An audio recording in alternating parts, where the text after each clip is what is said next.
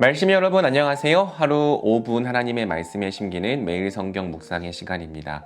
오늘 우리가 함께 묵상할 본문은 요한복음 18장 12절부터 27절까지입니다. 우리 말씀에 심기는 교회는 특별히 고난 주간을 따로 지키지는 않지만 이번 주 말씀을 묵상하는 것을 통해 우리 주 예수 그리스도께서 당하셨던 고난과 십자가를 함께 묵상해 보는 기회로 삼으면 좋을 것 같아요. 오늘 본문은 사실 우리에게 매우 무거운 말씀이기도 합니다. 왜냐하면 베드로가 예수님을 3번 부인했던 바로 그 본문이기 때문이죠. 과연 예수님을 부인하는 것이 베드로뿐일까? 우리도 그러한 상황과 그러한 환경 가운데 주어진다면 어쩌면 베드로와 같이 선택할 것이 분명하기에 사실은 읽을 때마다 마음이 무겁고 또 자신이 없어지는 말씀이기도 합니다.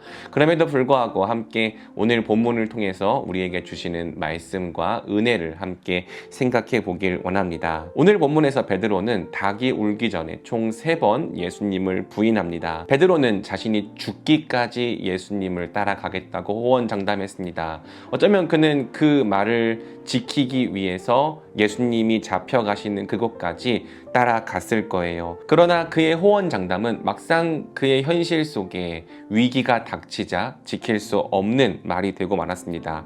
문지기 하녀가 베드로에게 물었습니다. 당신도 이 사람의 제자 가운데 한 사람이지요? 문지기가 물어본 것도 아닙니다. 창을 들고 있거나 칼을 들고 있는 병사가 물어본 것도 아니죠. 하녀가 물었습니다. 그러나 베드로는 그 물음에 움찔했습니다. 그러면서 나는 아니다 라고 대답을 했죠. 또 시간이 흘러 베드로가 추운 날 서서 불을 쬐고 있는데 사람들이 그에게 물었습니다. 당신도 그의 제자 가운데 한 사람이지요?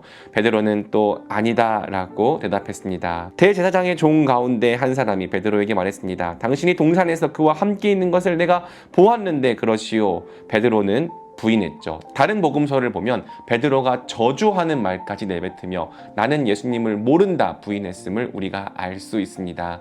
사랑하는 여러분, 이 말씀을 통해서 우리가 볼 수 있는 것이 무엇입니까? 우리의 믿음으로는 끝까지 견인하는 것이 불가능하다는 거예요.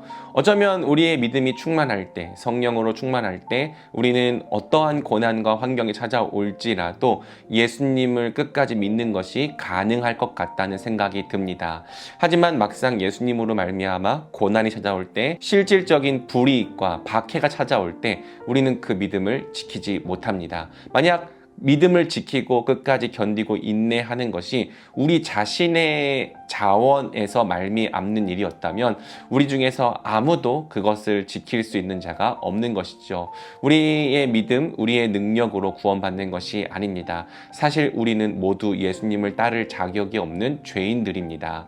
그러나 베드로가 이렇게 부인할 것을 예수님께서 미리 알고 계셨다는 것이 우리에게 큰 위로가 됩니다. 예수님께서 이 말씀을 하셨던 것은 베드로를 정죄하거나 책망하기 위해서가 아니라 그의 믿음을 붙들어주기 위해서였죠. 비록 그가 실패하고 넘어졌을지라도 이 말씀을 기억하여 다시 일어나 예수님의 사람들을 굳세게 하게 하기 위함이었습니다. 사랑하는 여러분, 예수님께서 우리의 연약함과 우리의 실패를 다 아신다는 것, 여기에 얼마나 큰 위로와 또 감사가 있는지를 잘 생각해 보시길 바랍니다. 우리같이 연약한 죄인들이 이 믿음의 길을 끝까지 완주할 수 있는 이유는 오직 예수님께서 우리의 모든 것을 아시며 우리를 포기하지 않기 때문이죠. 우리를 끝까지 인도하시고 구원하시기 때문입니다. 우리의 연약함과 실패를 다 아시는 주님께서 그럼에도 불구하고 우리를 놓지 않으십니다. 그럼에도 불구하고 우리를 다시 일으키시고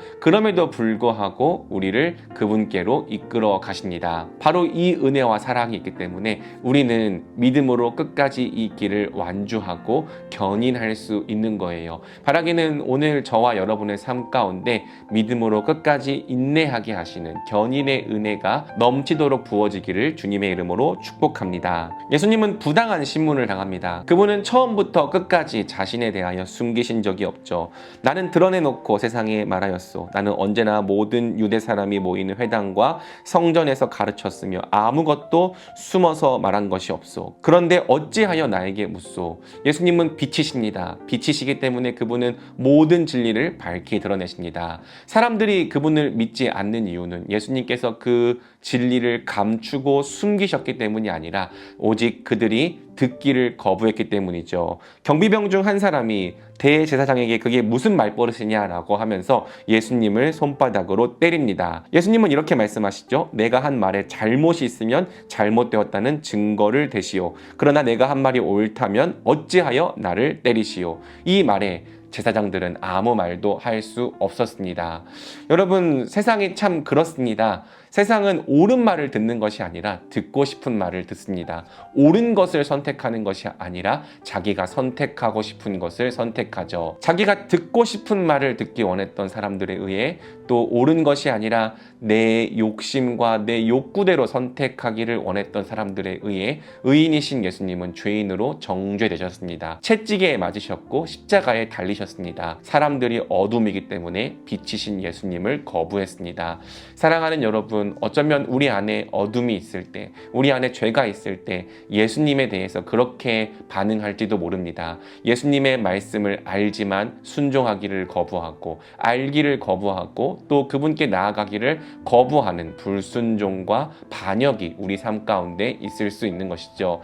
사랑하는 여러분, 빛이신 예수님께로 나아가기 위해서는 우리 안에 있는 모든 어둠을 제하여 버려야 합니다. 우리의 모든 죄를 회개해야 합니다. 내가 듣고 싶은 말을 포기하고 내가 선택하고 싶은 것을 내려놓고 그분께로 나아가야 합니다. 그분이 하시는 말씀을 듣고 그분을 선택해야 합니다. 그렇게 할 때 우리는 빛이신 예수님을 통해 빛 가운데 다닐 수 있는 것이죠. 사랑하는 여러분, 오늘 여러분은 무엇을 듣기 원하고 무엇을 선택하기 원합니까? 바라기는 여러분이 빛의 자녀가 되기를 원합니다. 죄로부터 돌이켜 회개하십시오. 빛이신 예수님께로 나아오십시오. 그분의 진리를 듣고 그분의 진리를 선택하십시오. 그렇게 함으로써 여러분의 삶이 진리로부터 괴리된 삶이 아니라 항상 빛 가운데 거하는 진리의 삶이 되게 하십시오. 바로 그러한 은혜가 저와 여러분의 삶 가운데 넘치기를 원하며 우리 이 말씀 붙잡고 기도하겠습니다.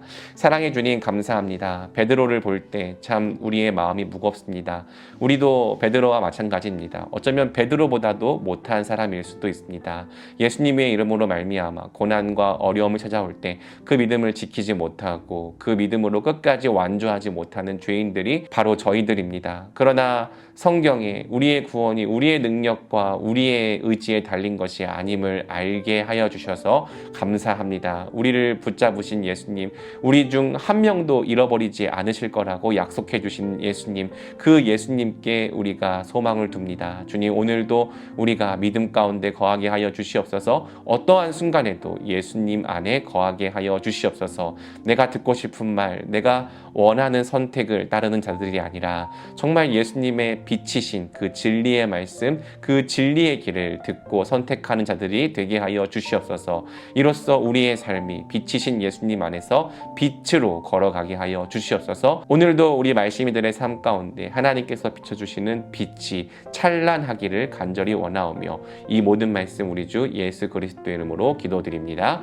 아멘.